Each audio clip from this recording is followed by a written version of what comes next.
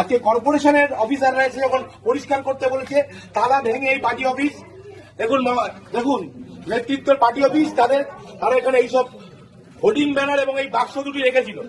আজকে এখানে তালা ভেঙে এখানকার কর্মচারীরা, এখানকার সাফাই কর্মচারীরা, এখানকার অধ্যাপকদের অনুমতি নিয়ে এগুলো উদ্ধার করেছে। আপনারা দেখুন কি পরিমাণ টাকা, 100 টাকা 500 টাকার বান্ডিল উই পোকায় খেয়েছে।